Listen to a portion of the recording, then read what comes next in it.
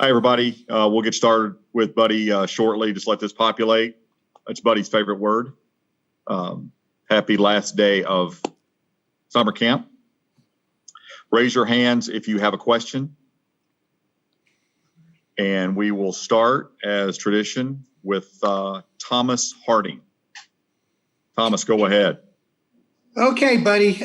First of all, have you set your rotation and your opening day starter at this point? Thomas, it's always good to lead off with you. You've been a great leadoff man through this summer camp, reminiscent of Maury Wills. Nice job. Maury Wills. He's a good leadoff hitter. Well, do Thomas, I make the Thomas, I'd like to put you in the Ricky Henderson category, but you still need a little more service time to get there. True, and I have no power, but I do have speed. Lou Brock. All right, there we go. Yes, to your question. The opening day starter will be German Marquez. He'll pitch Friday night. John Gray will pitch Saturday, late afternoon, and Kyle Freeland will pitch Sunday afternoon. Okay, and beyond that is Senzatella, and do you have a fifth, or are you still kind of? Thomas, let's get through this weekend. Okay. All right. Hey, a couple other questions. Sam Hilliard has made some decent defensive plays in the outfield. Is he at the point where he is maybe even ahead of, say, a Tapia defensively, or how do they compare with the glove? They both, what we both like, they have long-ranging ability to get the balls, right? Because they both have speed. Sam's really improved as a defender. Got to give Sam a lot of credit, with his work ethic to improve the defense. Our minor league instructors the last couple of years have worked hard with Sam. What we've seen from Sam in big league camp, where he got a lot of work in all three positions, I think has paid off. And we've seen the strides. You saw him score yesterday from first base on a double. The guy can run. Underway. He covers a lot of ground. So in our ballpark, that's helpful. So, we're excited about his all-around play, with the bat and with the glove. And just looking at that, if, say, Charlie's in right field and Dahl in center, do you look at Tapia, Hilliard as left field, DH, left-hand type guys, or how do you look at left field? We got a lot of options in left field, Thomas. Those two fellows you named, we can put a right-handed component out there with Hampson. Chris Owings has played a lot of left field this summer camp, getting some reps out there. So we feel as though we got the outfield covered. We feel good about that. So it's good that we're going to have a lot of options out there with some guys and to be able to maneuver and really feel as though we won't lose anything on defense. Hey, just one note, we will have Marquez on after Buddy, and that is a separate Zoom call. You should all have it. So Troy Rink, Channel 7. Bud, how are you? Good to see you as always. Troy, good to hear your voice from Denver Station 7. Exactly. When you're looking at the progress Charlie has made, it's been encouraging. Would he still be a candidate for the DH role early on as a way to get him into the lineup? And what have you seen from Murphy that makes you think, second part, Daniel Murphy, that makes you think he can have a bounce back year in this obviously truncated season? But What have you seen from Murphy that is encouraging? Right. A word of the day, truncated. Don't discount Charlie playing right field opening night either. Played 6 innings last night in the field. He's getting his at-bats. His legs feel good. He had a light day today. He'll play tomorrow. But you're right. We have the option of DH and Charlie or starting him in right field, and we'll see how the game goes. There's some scenarios that could play out, where Charlie does start in either role. So we're confident about where he is, swinging the bat. He's still got, 2 more games and a day off to, continue to progress and get, into good baseball shape. We're confident about that. So, let's, I'm staying positive on Charlie. And I'm sorry, Troy, the second part of your question? What have you seen from Daniel Oh, yeah, Murphy? Murphy. Is he, You that know, makes you think he can bounce back? Yeah. He wasn't. I mean, he was okay, but he wasn't the guy we've seen in the past necessarily. Yeah, you're really right. on either side of the ball. Yeah, you're right. I think with Murph, I really think the broken finger on, the opening series of the year down in Miami, set Murph back all year. I don't think he was the same hitter that, we've seen in previous seasons. The finger's healed, his grip strength, his forearm strength, his body's in a great spot. He's swinging the bat well. He's moving well at first base. He had a good off season to get ready for spring training 1. And now, since the shutdown, I think he's stayed in great shape. He's moving well. So I suspect that Murph, both with the bat, and in the field, you're going to see a different player. So we're excited about that. And again, we'll give Murph a day off here and there, to keep him fresh, or to keep his bat in the lineup as a DH. But, I don't know if you guys have talked to Murph, but hope he's indicated how good he feels. And just from a coaching perspective, it looks like Daniel Murphy. He's squaring the ball up. He's hit a couple homers. He's hitting the ball line to line. Really been happy where Murph is right now. Cool. Thank you, bud. Hey, Patrick. Yes, but could you give us a rundown on the protocol for, traveling to Texas? You're going to be there almost for a week, and upon arrival, what do the players do, and do they just go from the hotel room to the ballpark all week? Well, I mean, there's a lot of guidelines and protocols in place, Larry. You probably don't want me to list them all, but it starts really from the time that we leave the ballpark here this afternoon. There's temperature taking, there's social distancing on the plane. We have some plane rules that we're gonna adhere to amongst our group. There won't be a lot of just interaction on the plane of players and coaches, which, during a normal time, you'd see conversations going on about baseball or about other things. It's a great time on a plane to talk to a player or just catch up with guys. You probably won't see a lot of that this season. I mean, we'll have masks on, obviously, except when we're eating. So it starts there. I mean, the hotel in this case, fortunately, is right next to the ballpark. So it's just a walk over to the ballpark from our team hotel.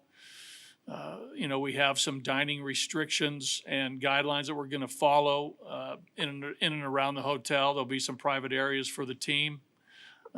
We got to compliment all the hotels that are accommodating big league teams. They've been prepped, through MLB of the expectation to take care of the players and provide health and safety situations. So, I mean, there's a lot, Larry. I can't go through them all, but believe me, there's a lot of things in place that will sustain health and safety. Okay, and on the catching position, with a shortened season, will you still pretty much go with, giving the starter a rest once a week, or will there be more playing time because it is a shortened season? We'll see. A lot of it will be performance-based, matchup-based, all those things. It's too early to tell, but, we're happy with our catching situation, with our guys that we have here. Should be able to handle that, but whether you'll see a Jim Sundberg type scenario, probably not. There'll probably be a sharing of the duties. Thanks, buddy. Yep. Patrick Saunders, Denver Post. Hey, buddy, two-part question for you. One, my supposition that in the early going of this unique season, pitching depth is going to matter a lot because your starters probably can't go as deep as they might normally. That's my supposition. I'm curious if you agree with it. The second part of that is, how do you feel about the depth of your current pitching staff? First of all, totally agree with your assessment of that. Again, we've talked about a lot last year. When the game starts, you never know the length of your starting pitcher. This year you sort of do, right? I mean, depending on pitch count. So there's going to be a number of relief pitchers who come in the game. That's going to probably be the case with a lot of clubs.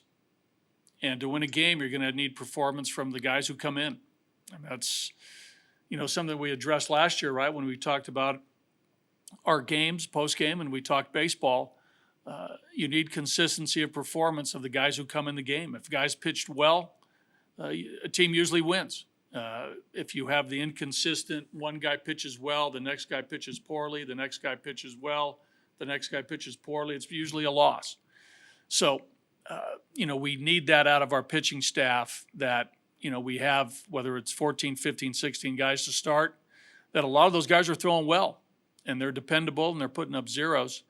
And we can, get W's, based on that. Second part, I do feel good about the pen. I think all managers and coaches are always a little worried, a little nervous about how it's going to play out.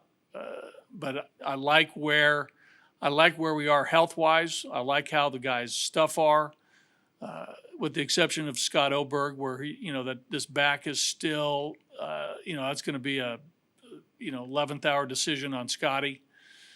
His arm feels great. Just the back is just a little worrisome for Doogie and I. So we'll assess that the next few days. But again, Estevez, Diaz, bounce back Davis, Bard. Some of the Pezos is throwing the ball well. I mean, and we need performance from everybody. There's no doubt about it. One quick follow-up to that. You mentioned most of the guys already.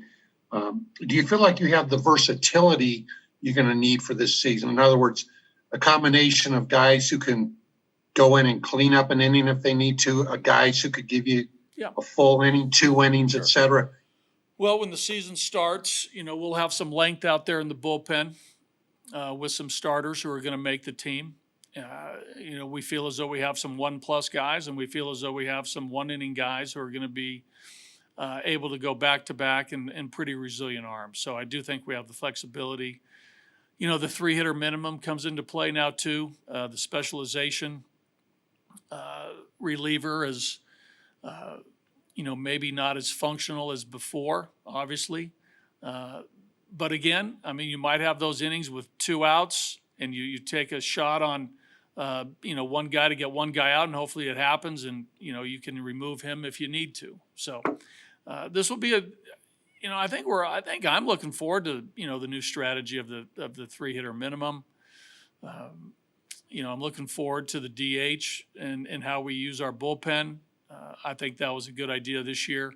So, there'll be some, new twists for, National League teams and, all 30 teams when it comes to the relief corps.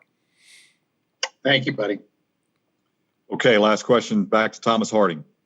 Okay, got a couple here. First, on a roster type question, has Drew Butera, who's really hit well this camp and spring, has he been told he's made the team? And I noticed he's been playing some first base. So is it possible that more than one additional catcher behind Walters could be on this? It's possible. We're still working through those decisions, Thomas. These are, like normal season or not, there's always tough decisions at the end. And, we're 3 days away from that. But, I mean, Drew has really played well. I'm really happy where he is. Again, another guy that worked hard during the shutdown, came in here in great shape. The body is, for a guy who's, 38 years old, is really moving well. He's got a great arm. There's a great presence to Drew. So, again, with Drew, Diaz, Tony, Dom Nunez, these guys are, really on board with our expectation from that position. Tomorrow and Wednesday, who are you starting and pitching in those exhibition games? Ashton Goudeau is going to start tomorrow. He's going to start that game.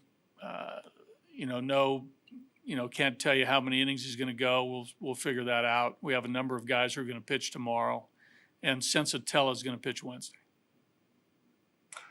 Okay, and let's see here. As far as starters in the bullpen, you've got Hoffman who could do it. You've got Gonzalez who could do it. Any other starters that maybe you're thinking about keeping to pitch out of the bullpen to start the season? Those two guys are going to be on the team in our bullpen. And there's a few other decisions we have to make with the rest of our pitching staff. Thanks, buddy. You got it, Thomas. Okay, guys. Thanks. Thanks, buddy.